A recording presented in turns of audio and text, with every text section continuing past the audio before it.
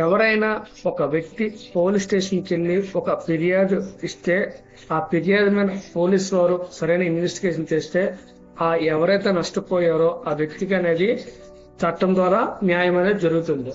అంటే ఇక్కడ మనం ఏం చెయ్యాలి అంటే ఒక మంచి ఫిర్యాదు ఇవ్వాలి. మంచి ఫిర్యాదు అంటే ఏంటంటే ఏదైతే విషయాలు ఉన్నాయో, ఒక నష్టం జరిగింది, ఒక అన్యాయం జరిగిందో ఆ విషయాలన్నీ కూడా అందులో వివరంగా మెన్షన్ చేయాలి. అందులో ఏమీ మెన్షన్ చేయకపోయినా లేదు ఏదైతే ఇవ్వకూడదో అవి కూడా ఎక్కువ రాసినా కూడా ఆ కేసు అనేది నిలబడదు. ముందు వీడియో చెప్పుకున్నట్టు ఎఫ్ఐఆర్ స్క్వాష్ అయిన అవుతుంది, లేదు కోర్టులో ట్రయల్ అవుతున్నప్పుడు అది ఎక్విటల్ అయిన అవుతుంది. ఎక్విటల్ అంటే కేసు పోవడము అని అర్థం అనమాట. అంటే ఇప్పుడు మనము ఫిర్యాదులో ఏమేమి ఉండాలో ముందు చూద్దాము. ముందుగా మనం ఫిర్యాదు రాసేటప్పుడు ఆ స్టేషన్ తాలూకా హౌస్ ఆఫీసరు లేదా ఎస్ఐ గారికి లేదా సిఐ గారికి మనం ఇక్కడ రాస్తాము. ఆ పోలీస్ స్టేషన్ పేరు అనేది ఇక్కడ రాస్తాము. అందులో మొదటగా రాయవలసిన ఫిర్యాదు వివరాలు. ముందుగా పేరు, తండ్రి పేరు, మీ ఏజ్, క్యాస్ట్. ఇక్కడ క్యాస్ట్ ఎందుకంటే కొన్ని సందర్భాల్లో క్యాస్ట్ ని బట్టి కూడా కొన్ని రకమైన కేసులు ఉంటాయి కాబట్టి క్యాస్ట్ రాయాలి. అడ్రస్ వివరాలు రాయాలి. అతను వర్క్ అంటారు, వర్క్ ని బట్టి కూడా కొన్ని రకాల కేసులు ఉంటాయి, దానికి సంబంధించిన క్లూస్ కూడా వస్తాయి కాబట్టి ఈ రెండు కూడా ఖచ్చితంగా మెన్షన్ చేయాలి. ఇక్కడ సంఘటన జరిగిన తేదీ, సమయము ఇక్కడ వెన్ అనేది ఉంటుంది కాబట్టి ఏ సమయంలో జరిగింది, ఏ తేదీన జరిగింది, ఉదయమా, మధ్యాహ్నమా, సాయంత్రమా, రాత్రి అనేది ఖచ్చితమైన సమయం అనేది ఇక్కడ రాయాలి. ఇక్కడ 3వ పాయింట్ వేర్ అంటే సంఘటన స్థలము ఎక్కడ జరిగింది, గ్రామంలో జరిగిందా, గ్రామ చివరన జరిగిందా, లేదా ఇంటి ముందు జరిగిందా అనేది, లేదు ఒక చెరువు పక్కన జరిగిందా, ఏదైనా దగ్గరలో ల్యాండ్ మార్క్ ఉందా, కరెంటు స్తంభం ఉందా అనేది ఖచ్చితంగా మనము ప్లేస్ అనేది ఇక్కడ రాయాలి. ఎవరు చేశారు, నీకు ఎవరైనా నష్టం కలిగించారు, లేదా అన్యాయం చేశారు, లేదా కొట్టారు, అతని పేరు తెలిస్తే పేరు డీటెయిల్స్ ఇవ్వాలి. లేదు పేరు తెలియకపోయింది అనుకోండి, ఎర్ర షర్ట్ వేసుకుని వచ్చాడు, లేదు 2 వీలర్ వేసుకుని వచ్చాడు, దాని నెంబర్ ఇది, లేదు కారుతో 4 వచ్చారు, ఆ కారు నెంబర్ ఇది, నలుపు రంగు కారు అని మన తాలూకా ఏవైతే రూపురేఖలు ఉన్నాయో వాటి గుర్తులు ఉన్నాయో అది మెన్షన్ చేయాలి. తెలిస్తే పేరు వివరాలు రాస్తారు, తెలియకపోతే రూపురేఖలు రాస్తారు. అలాగే ఏం జరిగింది, అసలు ఆ ఫిర్యాదులో అత్యంత ముఖ్యమైన భాగం ఏంటంటే ఏం జరిగింది, అసలు ఏం మాట్లాడారు, అసలు ఎందుకు గొడవ వచ్చింది, అసలు మీకు కొట్లాట ఎందుకు జరిగింది, లేదా చీటింగ్ చేశారు అనుకోండి ఏ విధంగా చీటింగ్ చేశారు, ఈవిటీజింగ్ చేశారు అనుకోండి ఏ విధంగా ఈవిటీజింగ్ చేశారు అనేది మనం వివరంగా అనేది అక్కడ రాయాలి. కారణం ఏమిటి, వై, రీజన్ అనమాట. అసలు గొడవ జరగడానికి కారణం ఏంటి, మాట పెరిగిందా, లేదు మనీ విషయమా, లేకపోతే ల్యాండ్ విషయమా, లేకపోతే ఈ అమ్మాయిల దగ్గర ఏమైనా ఈవిటింగ్ చేసి ఏదైనా ఈవిటింగ్ చేస్తున్నప్పుడు మాట వచ్చిందా, లేకపోతే అమ్మాయిలు ఏడిపించారా, ఇలా ఏదైతే జరిగిందో ఆ ఈవిటింగ్ లేదంటే గొడవ రీజన్ ఏదైనా సరే, ఇక్కడ డబ్బులు వ్యవహారమా, ఆస్తి వ్యవహారమా, ఏదైనా మనము అక్కడ రీజన్ అనేది రాయాలి. అక్కడ గొడవ జరుగుతున్నప్పుడు ఎవరైనా ప్రత్యక్ష సాక్షులు ఉన్నారా, హూస్ ఇన్ ద అఫెన్స్ అంటే ఎవరైనా గొడవ జరుగుతున్నప్పుడు విడిపించిన వాళ్ళు కానీ, లేదు తిట్టినప్పుడు విన్న వాళ్ళు కానీ, కొడుతున్నప్పుడు చూసిన వాళ్ళు కానీ ఎవరైనా ఉన్నారా, ఉంటే వారి పేర్లు, ఫోన్ నెంబర్లు తెలిస్తే అందులో మెన్షన్ చేయొచ్చు. ఫోన్ నెంబర్లు ఏమో ఐఓ గారికి ఇవ్వచ్చు, పేర్లు అనేది మెన్షన్ చేయొచ్చు. మీకు నష్టం ఏం జరిగింది, ఆ వాళ్ళు కొడితే మీకు ఏమైనా గాయాలయ్యాయా, కర్రతో కొడితే రక్తగాయమైందా, చేతులు కొడితే ఏమైనా వాపుగాయాలయ్యాయా, లేదు ఏదైనా రాయితో కొట్టారా, లేదు మీ దగ్గర ఏదైనా బంగారం తీసుకుని పోయారా, లేకపోతే లేడీస్ అనుకోండి ఏమైనా బట్టలు చింపారా, ఇలాంటివి ఏమైనా విషయాలు ఏదైనా జరిగింది ఆ నష్టం అనేది అక్కడ రాయాల. ఆ తర్వాత ఆధారాలు అంటే ఈ గొడవ జరుగుతున్నప్పుడు ఎవరైనా ఫోటోలు తీయడం కానీ, వీడియోలు తీయడం కానీ, లేదా మీ ఫోన్ లో మాట్లాడుతున్నప్పుడు ఆడియో రికార్డ్స్ కానీ, లేదా దగ్గరలో సీసీ కెమెరాలు కానీ ఉండడం కానీ, లేదు ఎవరైనా ఫోన్ లో హెరాస్మెంట్ చేస్తే దానికి సంబంధించిన వాట్సాప్ మెసేజ్లు కానీ, ఫోన్ కాల్స్ రికార్డింగ్స్ కానీ, ఒకవేళ మీకు ఏమైనా ఇంతకు ముందు ట్రీట్మెంట్ చేసుకున్నా, లేదు అప్పుడు ట్రీట్మెంట్ చేసిన దానికి సంబంధించిన మెడికల్ రికార్డ్స్ కానీ ఏవైనా సరే మీరు అక్కడ ఆధారాలు ఉంటే ఐఓ గారికి ఇవ్వాలా.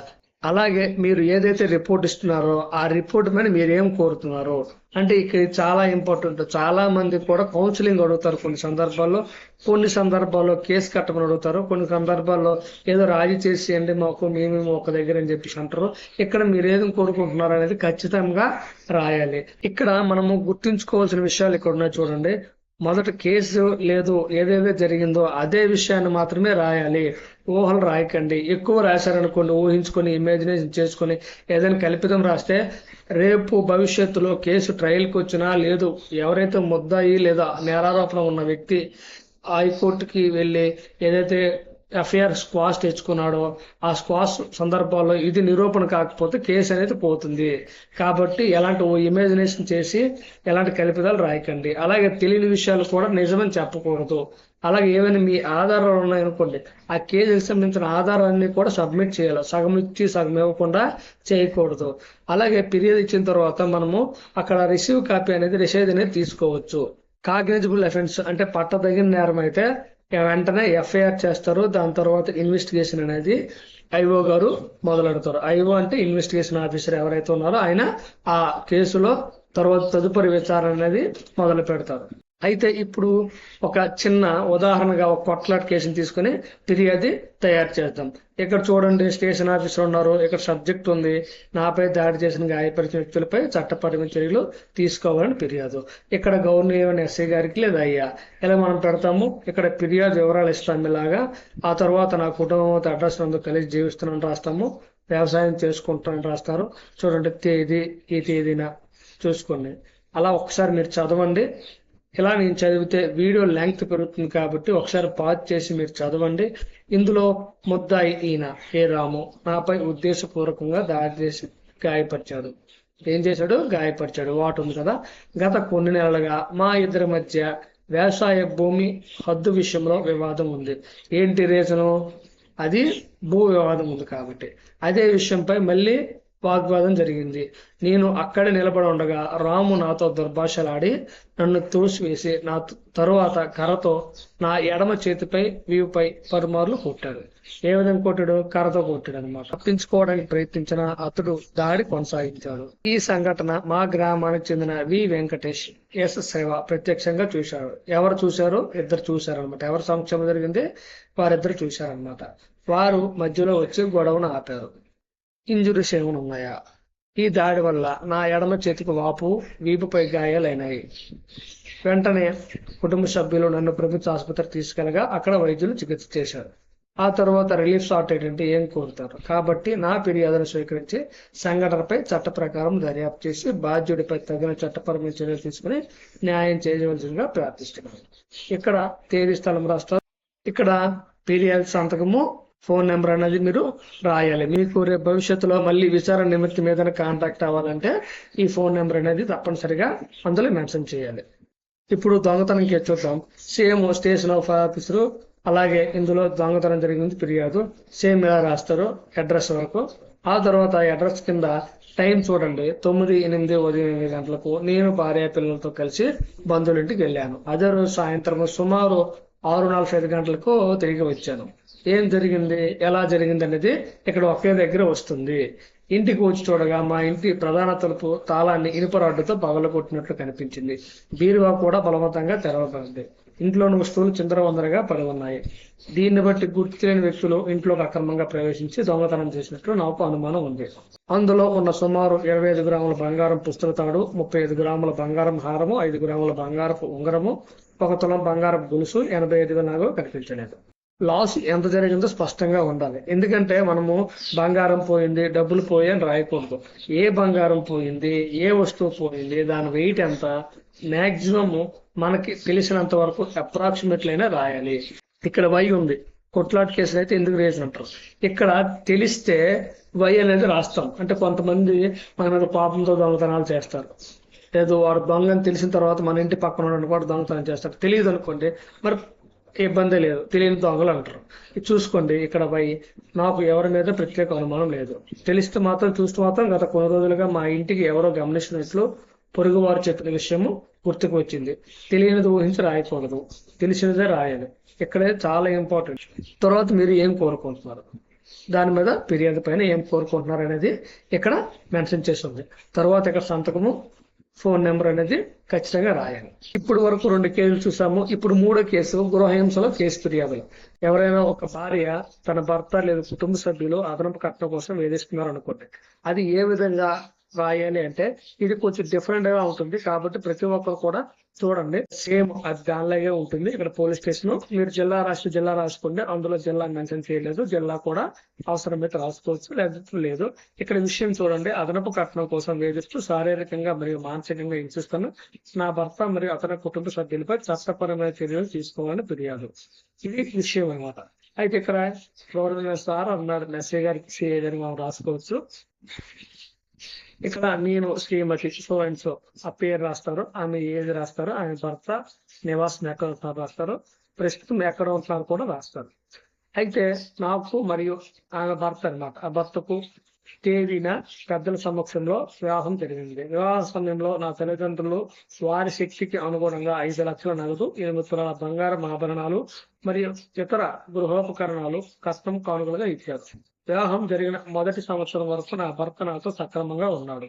అనంతరం నా భర్త మరియు అతని కుటుంబ సభ్యులు అదనంగా 5 లక్షలు తీసుకురావాలని నన్ను ఒత్తిడి చేయడం ప్రారంభించారు. అక్కడి వరకు జోక్స్.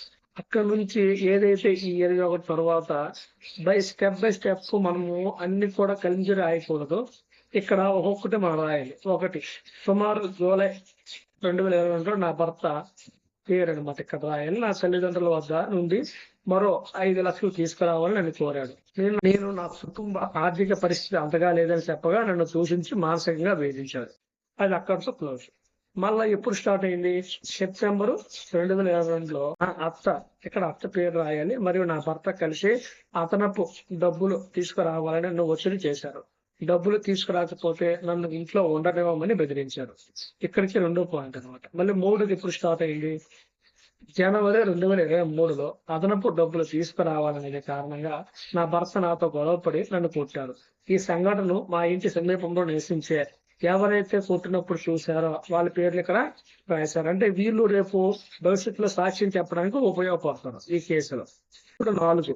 ఆ తర్వాత కూడా నా భర్త తరచుగా అదనపు కట్నం కోసం నన్ను వేధిస్తూ, నా తల్లిదండ్రులను అవమానిస్తూ, డబ్బులు తీసుకురాకపోతే నన్ను పుట్టింటికి పంపిస్తానని బెదిరించేవాడు. ఆయన కంటిన్యూగా అప్పుడప్పుడు ఫ్రీక్వెంట్ గా చేస్తున్నాడు అనమాట. ఇప్పుడు లాస్ట్ కి వచ్చేసరికి డేట్ రాయాలి. ఇప్పుడు ఎవరైతే ఇప్పుడు ఇచ్చారో ఇప్పుడు అనమాట 10/6/2006 ఆ భర్త మళ్ళీ 5 లక్షలు తీసుకురావాలని డిమాండ్ చేసి డబ్బులు తీసుకురాకపోతే నాతో కలిసి జీవించాలని, నన్ను ఇంటి నుండి పంపిస్తానని చెప్పాడు. ఆ సమయంలో అతను నన్ను దూషించి నాపై దాడి చేశాడు. ఈ విధంగా అదనపు కట్నం కోసం నా భర్త మరియు నా అత్త నన్ను నిరంతరము శారీరకంగా మరియు మానసికంగా వేధిస్తున్నారు. ఈ సంఘటనకు సంబంధించి నా వద్ద వాట్సాప్ సందేశాలు, ఫోన్ కాల్ వివరాలు, కొన్ని ఆడియో రికార్డులు మరియు వైద్య పత్రాలు, అంటే ఇంతకు ముందు పుట్టినప్పుడు ఏమైనా ట్రీట్మెంట్ చేస్తే దానికి సంబంధించిన వైద్య పత్రాలు ఉన్నాయి. అలాగే ఇప్పుడు పుట్టాడు కాబట్టి హాస్పిటల్కి వెళ్తే హాస్పిటల్ వారు ఊరు సర్టిఫికేట్ ఇస్తారనమాట. అది ఇన్వెస్టిగేషన్ లో ఉపయోగపడుతుంది. ప్రస్తుతం నాకు నా భద్రత గురించి భయం ఉంది. భవిష్యత్తులో కూడా నాపై మరింత వేధింపులు లేదా దాడి జరిగే అవకాశం ఉందని భయపడుతున్నాను. కాబట్టి నా ఫిర్యాదు స్వీకరించి సంఘటనలపై సమగ్రంగా దర్యాప్తు చేసి బాధ్యులపై ఒత్తిడి చట్టాల ప్రకారం కేసు నమోదు చేసి నా భద్రతకు అవసరమైన చర్యలు తీసుకోవాలని వినమ్రంగా కోరుతున్నాను. అంటే ఇక్కడ ఈ విషయాలన్నీ కూడా మనము ఖచ్చితంగా మెన్షన్ చేశాము. ఇది ఎందుకంటే భార్యాభర్తల కేసు కొంచెం డిఫరెంట్ గా ఉంటుంది, అందుకని ఇక్కడ మనము మెన్షన్ చేయాలి. తర్వాత తేదీ రాస్తాము, స్థలం రాస్తాము, సంతకము, మొబైల్ నెంబర్ రాస్తాము. ఇక్కడ చూసుకోండి ఏదేంటంటే దాంతోనే వివాహం అయినట్టు ఫోటోలు కానీ, లేదు సర్టిఫికేట్ కానీ, మ్యారేజ్ సర్టిఫికేట్ కానీ ఉంటే, మ్యారేజ్ కార్డు ఉంటే కానీ పెట్టాలి. అలాగే ఎవరైనా మనము కట్నం ఇచ్చినప్పుడు దానికి సంబంధించిన రిసిప్ట్లు కానీ, ఫోటోలు కానీ కొంతమంది తీసుకుంటారో అవి కూడా అందులో పెట్టాలి. ఏదైతే హెరాస్మెంట్ జరిగిందో ఆ హెరాస్మెంట్ సంబంధించిన వాట్సాప్ చాట్ భార్యాభర్తలు కానీ లేదు కుటుంబ సభ్యుల మధ్య జరిగితే అది వాట్సాప్ స్క్రీన్ షాట్ అయినా తీసుకోవాలి. అప్పటిప్పుడు కానీ భర్తప్పుడు కానీ ఏదైనా ఆడియో రికార్డులు కానీ ఏవైనా ఉంటే ఖచ్చితంగా ఇందులో పెన్ డ్రైవ్ కో లేకపోతే మెమరీ కార్డుకి ఎక్కించి ఇవ్వాలి. ఈలో ఏదైనా ట్రీట్మెంట్ కానీ ఊర్ సర్టిఫికేట్లు కానీ ఉంటే తీసుకుంటే ఇస్తారు. వీళ్ళ మధ్యన ఎప్పుడైనా గొడవ అవుతున్నప్పుడు ఎవరైనా సాక్షులు చూస్తే ఆ సాక్షుల తాలూకా పేర్లు రాయాలి. లేదు వీళ్ళు ఏదైనా పంచాయతీ పెట్టుకోవాలనుకుంటే ఆ పంచాయతీ సమయంలో ఎవరైతే ఉన్నారో వాళ్ళ పేర్లు కూడా ఇందులో మెన్షన్ చేయాలి.